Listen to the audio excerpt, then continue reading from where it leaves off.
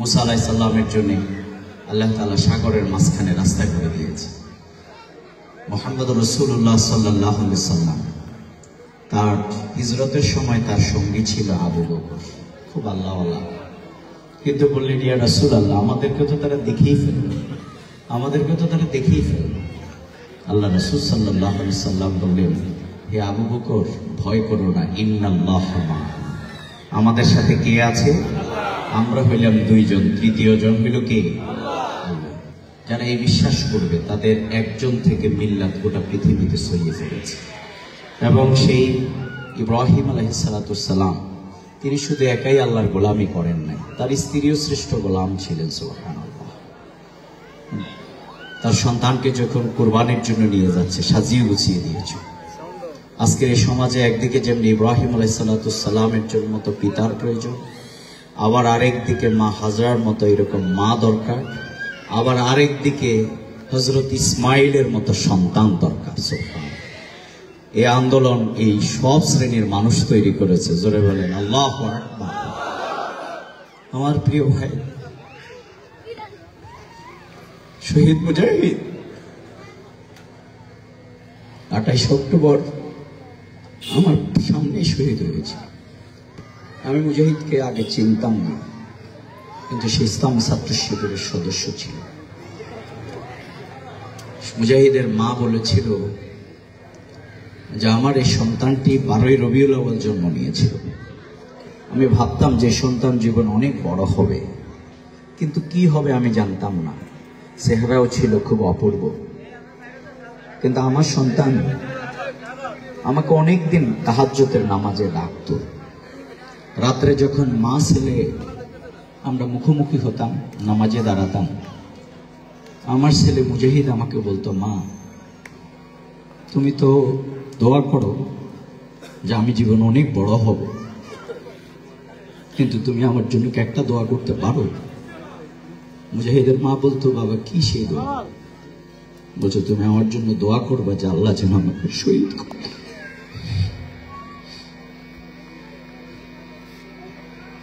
মুজাহিদের মা লিখেছিল যে আমি সন্তানের এই কথা অনেক রাত শুনেছিলাম, কিছুই বলি, কিন্তু আমার সন্তান একাধারে দিনের মুজাহিদ ছিল, আবার একাধারে আল্লাহর জমিনে তার দিন কায়েমের জন্য ইসমাইলের উত্তরসূরি হিসাবে নিজের জীবনকে বিলিয়ে দেওয়ার শপথ গ্রহণ করেছে। এই জন্য ইসমাইল আলাইহিস সালাতু সালাম যখন কুরবানির কথা বলা হয়েছিল, তখন বাবাকে কি বলেছিল? ইয়া আবাতি ইফআল মা তু'মার সাতাজিদুনি ইনশাআল্লাহু মিনাস সাবিরিন। বাবাকে বলল, বাবা তোমার উপরে আমাকে কুরবানি করা তোমার আল্লাহর সন্তুষ্টির জন্য, আর আমি কুরবান হয়ে যাচ্ছি তাও আল্লাহর সন্তুষ্টির জন্য, কিন্তু একটা কাজ করে নিও, আমাকে যখন জবাই করবে তখন আমাকে টুকুর করে শোয়াও, যাতে তোমার আর আমার চোখ একাকার না হয়ে তুমি এই কাজটি করতে না পারো, আর আমি যাতে কুরবান হতে না পারি, এইরকম অবস্থা যেন না হয়। আল্লাহর জমিনে দিন কায়েমের জন্য আজকে প্রতিটি ধাপে ধাপে হযরত আদম আলাইহিস সালাতু সালাম থেকে শুরু করে জুলাই বিপ্লব পর্যন্ত আল্লাহর এই গোলামেরা জীবন দিয়েছে। আমার এই লক্ষ্মীপুরে শহীদ হয়েছিল আমাদের প্রিয় ভাই শহীদ কাউসার হোসেন বিজয়। বিজয়ের মা একদিন সকালবেলা আমাকে ফোন করেছে, আমি ওনার নাম্বার ছিল না, আমাকে ফোন করে বলতেছে, বাবা আমার এই বিজয় সন্তানটি আসলে বিজয়ী ছিল। তো তিনি কাঁদতেছেন আর বলতেছেন যে আমার ছেলেকে আমি কত বছর আগে নাকি একবার বলছি, বাবা চায়ের দোকানে ঢুকো না, সে আর ঢুকতো না। কিন্তু বিশ্বাস করো যে আমার আরো দুটি সন্তান আছে, তারা যখন আমাকে ডাকে তখন কিন্তু মনে হচ্ছে আমার মায়ের ডাকার যে তৃষ্ণা এটা মিটে না। আমার মনে হচ্ছে আমার ওই সেই সন্তান যদি একবার এসে আমাকে ডাক দিত, আমার হৃদয়টা শান্ত হয়ে যেত। আল্লাহর দ্বীনের জন্য আবু সাইদ মুগ্ধরা সেভাবে জীবন দিয়েছিল, কিন্তু প্রত্যাশার জায়গা ছিল একটি ইনসাফ ভিত্তিক বাংলাদেশ, চাঁদাবাজ জুলুম মুক্ত একটা বাংলাদেশ। টার্গেট ছিল যে দেশের নারীরা আর নির্যাতিত হবে না, মা বোনেরা আর মানুষ মারা যাবে না। কিন্তু জুলাই বিপ্লব পরবর্তী আমরা দেখেছিলাম প্রকাশ্য দিবালোকে মিটফোর্ডে ডাকা এই 28 অক্টোবরের লগি বৈঠা দিয়ে ফ্যাসিস্টরা যেরকম আমাদের ভাইদেরকে হত্যা করে লাশের উপরে নৃত্য করেছিল, আমরা এই জুলাই বিপ্লব পরবর্তী দেখেছিলাম একজন মানুষকে বিবস্ত্র করে তাকে পাথর দিয়ে পিটিয়ে পিটিয়ে আইএমএ জাহিলিয়াতের মতোই তাকে হত্যা করা হয়েছে। সুতরাং আমরা বিশ্বাস করি যে দল নিজের কর্মীকে চাঁদার জন্য নিজের দলের লোকদেরকে হত্যা করে, এই লক্ষ্মীপুরে কয়েকদিন আগেও কিন্তু সে হত্যার শিকার হয়েছে নিজ দলের কর্মীরা নিজ দলের কর্মীদের হাতে। যেই দলের কর্মীরা নিজ দলের কর্মীদেরকে হত্যা করে সেই দলের হাতে বাংলাদেশ কোনোদিন নিরাপদ হতে পারে না। অনেকেই কিন্তু আজকে অনেক বড় বড় বক্তব্য দেন, কিন্তু আমরা যদি জিজ্ঞাসা করি লক্ষ্মীপুরের উন্নয়ন হয় নাই কেন, এর কোনো উত্তর কি কেউ দিতে পারবে? আমরা এই জন্যই বলেছি, আমাদের আমির জামাত বলেছে আমরা লড়াই করে ফ্যাসিবাদ মুক্ত বাংলাদেশ, আমরা আমাদের তরুণেরা যুবকেরা ফ্যাসিবাদ মুক্ত করেছে বাংলাদেশকে। আগামী দিনে ঐক্যবদ্ধভাবে আমরা বাংলাদেশকে দুর্নীতি মুক্ত করব ইনশাআল্লাহ। বাংলাদেশ যদি দুর্নীতি মুক্ত হয় তাহলে বাংলাদেশ জাকাত ভিত্তিক ইনসাফ ভিত্তিক অর্থ ব্যবস্থার মাধ্যমে বাংলাদেশ অল্প সময়ের মধ্যে মালয়েশিয়া এবং সিঙ্গাপুরকে অতিক্রম করতে পারবে ইনশাআল্লাহ। কেউ কেউ আজকে নিজের দলের আদর্শের বয়ান না দিয়ে কি করবেন এটা তো বললে মানুষ বিশ্বাস করবে কিনা জানি না, এই জন্য সারাদিন আমাদের সমালোচনাই করতেছে, সারাদিন শুধু আমাদের মিটিংয়ে বাধা দেন। মনে রাখবেন, ইসলামী আন্দোলনের কর্মীদের, আপনারা জামাত ইসলামীর কর্মীদের হয়তো বাধা দিয়ে সফল হতে পারেন, কিন্তু যারা কোরআনের আন্দোলন করে, যারা গভীর রাতে শাহাদাতের মৃত্যু কামনা করে, যারা জেল জুলুম নির্যাতনকে আল্লাহর সন্তুষ্টির জন্য বরণ করে, যারা ফাঁসির মঞ্চে গিয়ে হাসতে পারে, যারা নিজের জীবনকে আল্লাহর রাহে নিজের অর্থবিত্তকে কোরবান করাকে নিজের জীবনের ফরজিয়াত মনে করে নিয়েছে, সেই মা বোনদেরকে, সেই যুবকদেরকে, সেই তরুণদেরকে বাধা দিলে বরং এই আন্দোলন আরো শক্তিশালী হবে। যে ওয়ার্ডে আপনারা বাধা দিয়েছেন সেই ওয়ার্ডের মিটিং বড় হয়েছে। এটাই হচ্ছে আল্লাহ রাসূলের আদর্শের সুন্নাত। আগুন কিন্তু এমনি নিভে যায়, কোন দুষ্ট লোক যদি আগুনে বাতাস দেয় আগুন শক্তি নিয়ে জ্বলে। আজকের এই ওয়ার্ডের মিটিং তার সবচেয়ে বড় প্রমাণ।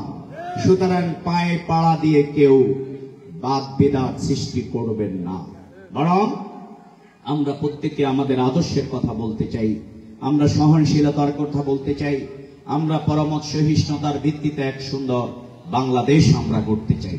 কেউ কেউ আজকে নিজেরা যা করেন এগুলো অন্য দলের উপরে চাপান। আপনারা আজকে এক দল, তারা কিন্তু মানুষকে কি কি দেবে, মানুষের আইডি কার্ড ফটোকপি করে নিচ্ছে। কে নিচ্ছে কিনা বলেন? আমরা বলি বাংলাদেশ জামাত ইসলামী মানুষের ঘর ভাঙে না, ঘর করে দেয়। বাংলাদেশ জামাত ইসলামী মানুষের শরীরে রক্ত বের করে না, বরং রক্ত দিয়ে তার জীবনকে রক্ষা করে। তাদের যুবক তরুণের হাতে অস্ত্র তুলে দেয় না, বরং কলম তুলে দিয়ে তাকে সবচেয়ে জ্ঞানী গুণী মানুষ বানায়। আমরা কারো সাথে, আমরা তাদের অনেক পরিবারকে কোরআনের পরিবার হিসাবে তৈরি করে তাদেরকে জান্নাতের পথ দেখাই, আর আপনারা অভিযোগ করেন আমরা জান্নাতের টিকিট বিক্রি করি। বাংলাদেশ জামাত ইসলামীর কর্মীরা সেই কোরআনের আদর্শের পতাকা তলে মানুষদেরকে সামিল করবার জন্য প্রচেষ্টা চালান। সম্মানিত মা বোনেরা, ভাইয়েরা, তাই আসুন আমরা আগামী দিনের সেই সুন্দর বাংলাদেশের জন্য, সুন্দর লক্ষ্মীপুর গড়বার জন্য, আমাদের নাসির ভাই বলেছেন আমরা যে কাজগুলো হাতে নিয়েছি আমরা সেগুলো করতে চাই। শুধু তাই নয়, বেকারত্ব দূরীকরণে আমরা এখানে আগামী দিনে কলকারখানা তৈরি করতে চাই, এবং প্রতিটা ঘর, যেই ঘরে আজকে স্বামী স্ত্রীর মধ্যে সম্পর্ক ভালো না, যেই ঘরে সন্তান বাবাকে মাকে শ্রদ্ধা করে না, যেই ঘরে আজকে তাদের সম্পর্কের জায়গাটি আগুন ধরে আছে, বাংলাদেশ জামাত ইসলামী প্রতিটি ঘরে কোরআনের প্রশিক্ষণ দিয়ে সেই ঘরকে এক একটি কোরআনের আহাল বানানোর জন্য প্রচেষ্টা চালাচ্ছে। কিন্তু আপনারা আমাদের মা বোনদের উপরে হামলা করছেন, বাধা দিচ্ছেন, আর এই বাধার মধ্য দিয়ে আমরা দেখছি বরং আমাদের প্রতিটা মিটিং কিন্তু আরো বড় হচ্ছে, আলহামদুলিল্লাহ। সম্মানিত ভাইয়েরা, এই জন্য আমি আপনাদেরকে আহ্বান জানাবো, আমাদের আল্লাহ রাসূল সাল্লাল্লাহু আলাইহি সাল্লাম যে উদারতার নীতি অবলম্বন করেছেন, ওই বুড়ির বস্তা কাঁধে ধরে টেনে নিয়েছিলেন যিনি তার পথে বাধা দিয়েছেন, ঠিক কিনা? আমাদের আজকে সে উদারতা প্রদর্শন করতে হবে। আমরা যার ঘরে খাবার নাই, আল্লাহ রাসূল বলেছে তোমার প্রতিবেশী যদি উপবাস থাকে তাহলে তুমি মুমিন নয়, তুমি মুমিন নয়, তুমি মুমিন নয়। আমরা সেই জিম্মাদার এটি পালন করতে চাই। আমরা কাউকে কি কি দেব এটির ওয়াদা করতে চাই না, বরং আমরা মনে করি আল্লাহওয়ালা নেতৃত্ব, সৎ নেতৃত্ব যদি প্রতিষ্ঠিত হয় তাহলে ওমরে ফারুক রাদিয়াল্লাহু তাআলা আনহু, আবু বকর, উসমানেরা যেরকম রাষ্ট্রের অধিকারগুলো, মানুষের অধিকারগুলো, সম্পত্তিগুলো তাদের কাঁধে করে তাদের ঘরে পৌঁছিয়ে দিয়েছেন, আগামী দিনে ইনশাআল্লাহ শিশু থেকে বৃদ্ধ পর্যন্ত সকল মানুষের অধিকারগুলো আমরা ঘরে ঘরে পৌঁছে দেব ইনশাআল্লাহ। এই জন্যে দুর্নীতিকে আমরা না বলতে চাই, মাদককে আমরা না বলতে চাই, সন্ত্রাসকে আমরা না বলতে চাই। কোন কোন দল আছে তাদের অফিসে প্রতিদিন এগুলোর পরিকল্পনা গ্রহণ করে, আর বাংলাদেশ জামাত ইসলামের অফিসের পরিকল্পনা হচ্ছে কোথায় কোরআন তালিম করে, কোরআন প্রশিক্ষণ দিয়ে সেই হানজালার মতো যুবক তৈরি করবে, খাব্বাব খোবাইবের মতো, বেলালের মতো যুবক তৈরি করবে, সেই পরিকল্পনা গ্রহণ করছে। এই জন্য আমরা দেখেছি ওই হানজালা যেরকম উহুদের যুদ্ধে নববিবাহিত যুবক যুদ্ধে অংশগ্রহণ করতে পারে নাই, আজকে দেখেন, এখানে তাকিয়ে দেখেন, সবাই কিন্তু যুবক। ইসলামের বিজয়ে যুবকরা যে আন্দোলনে সংযুক্ত হয়ে যাবে, সে আন্দোলনের বিজয়কে কেউ ঠেকাতে পারবে না ইনশাআল্লাহ। এই জন্য ওই হানজালার মতো যুবকেরা যারা নববিবাহিতা কিন্তু যুদ্ধে অংশগ্রহণ প্রথমে করতে পারে নাই, যখন শুনেছে ইসলামের উপরে আক্রান্ত হয়েছে, আক্রমণ হয়েছে, তখন নববিবাহিতা যুবক তার সেই গোসল ব্যতীত নাপাক শরীর নিয়েই কিন্তু যুদ্ধের ময়দানে হাজির হয়ে লড়াই করে জীবন দিয়েছে। আর তার স্ত্রী গিয়ে বলেছিল, ইয়া রাসূলুল্লাহ, আমার স্বামীর গোসল ফরজ, আমার স্বামী যুদ্ধে অংশগ্রহণ করে জীবন দিয়েছে। আল্লাহ রাসূল বলেছে তাই, তাহলে তাকে খুঁজে বের করো। আর আল্লাহ রাসূল যখন তাকে খুঁজে বের করতেছেন, তখন জিব্রাইল আরশ থেকে, আল্লাহর পক্ষ থেকে এসে আল্লাহ রাসূলকে জানিয়ে দিলেন যে, ইয়া রাসূলুল্লাহ, এই নববিবাহিতা যুবক ইসলামের জন্য তার জীবনকে উৎসর্গ করেছে, আল্লাহ তাআলা তার উপরে এত খুশি হয়েছেন। আল্লাহর রাসূল সাল্লাল্লাহু আলাইহি সাল্লামকে জানিয়ে দেওয়া হলো তার গোসলের ব্যবস্থা চতুর্থ আসমানে ফেরেশতা দিয়ে আল্লাহ করে দিয়েছেন। সুবহানাল্লাহ। সুতরাং হানজালার মতো যুবকরা যে আন্দোলনে থাকবে, বেলাল খাব্বাবের মতো যুবকরা যে আন্দোলনে থাকবে, সে আন্দোলনের বিজয় কেউ ঠেকাতে পারবে না ইনশাআল্লাহ। আসুন আমরা প্রতিটি ঘরে ঘরে আমরা ইসলামের এই আহ্বান, দাড়িপাল্লার পক্ষের এই আওয়াজ কি আপনারা নিয়ে যেতে চান? কারা কারা এবার দাড়িপাল্লার এই ইনসাফের প্রতীককে বিজয় করতে চান? আল্লাহকে হাত তুলে দেখান। তাহলে সম্মানিত মা বোনেরা, ভাইরা, আপনাদের এক একজনের পরিবারে, আপনজনে, প্রতিবেশীর কাছে শত শত ভোট আছে। আমি আপনাদেরকে বিনয়ের সাথে, আমার লাস্ট কথা হচ্ছে, আপনারা কারো কে বিরোধিতা করলো, কে কত তির্যক ভাষায় কথা বললো, কে কত আপনাকে গালিগালাজ করলো, এগুলো যদি আপনি সবরের সাথে নিতে পারেন, প্রতিটি গালিগালাজ সওয়াবে রূপান্তরিত হবে আপনার জন্য। এই জন্য আমরা সে হককে, সেই ইনসাফকে, মানবতার কল্যাণে আমরা প্রতিষ্ঠা করতে চাই।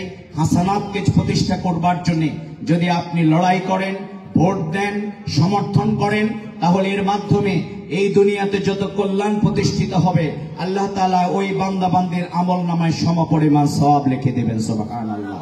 সাইয়াদকে প্রতিষ্ঠার জন্য কেউ যদি লড়াই করে, ভোট দেয়, সমর্থন দেয়, তাদের মাধ্যমে যত জুলুম, নির্যাতন, অপকর্ম হবে, আল্লাহ তাআলা ওই বান্দা বান্দির আমল নামায় সে খারাপের অংশ লিখে দেবেন। নাউজুবিল্লাহ। এই জন্য আসুন এই দাওয়াতকে মানুষের সামনে আমরা ছড়িয়ে দেই। ইনশাআল্লাহ আগামী দিনে ইসলামের বিজয় হবেই। প্রতিটি বিশ্ববিদ্যালয়ে ছাত্র ছাত্রীরা যেরকম বাংলাদেশ ইসলামী ছাত্র শিবিরকে ছাত্রী সংস্থাকে বেছে নিয়েছে, আগামী দিনে এই দেশের মানুষ, নারী, পুরুষ, যুবক, তরুণেরা আগামী দিনে সংসদে কোরআনের বিজয়, দাড়িপাল্লার বিজয়কে নিশ্চিত করবে ইনশাআল্লাহ। সেই বিজয়কে আপনারা দেখতে চান? আপনারা সেই মানবিক, সৎ, যোগ্য, আদর্শবান নেতা বাংলাদেশের প্রধানমন্ত্রী ডক্টর শফিকুর রহমানকে আপনারা কি দেখতে চান? তাহলে আসুন সকল শক্তি, সামর্থ্য, হিম্মত, যোগ্যতা, সাহস, ইমানি তাওয়াল্লুক, শাহাদাতের তামান্না নিয়ে আমরা ভূমিকা পালন করি। আল্লাহ তাআলা আমাদের সবাইকে সেই তৌফিক এনায়েত করুন। আপনারা অনেক কষ্ট করে এসেছেন, এই জন্য আপনাদেরকে আবারও আন্তরিক ধন্যবাদ, মোবারকবাদ জানাচ্ছি। আমি আপনাদের কারো সন্তানের মতো, আমি আপনাদের কারো ভাইয়ের মতো। এই জন্য আপনাদের কাছে দোয়া চাই, যে কথাগুলো আমরা বলেছি আল্লাহ তাআলা যেন এগুলো আমাদেরকে আমল করবার তৌফিক দান করেন। আল্লাহ তাআলার কাছে সেই তৌফিক কামনা করে কথা শেষ করছি। আসসালামু আলাইকুম ওয়া রাহমাতুল্লাহি ওয়া বারাকাতুহু।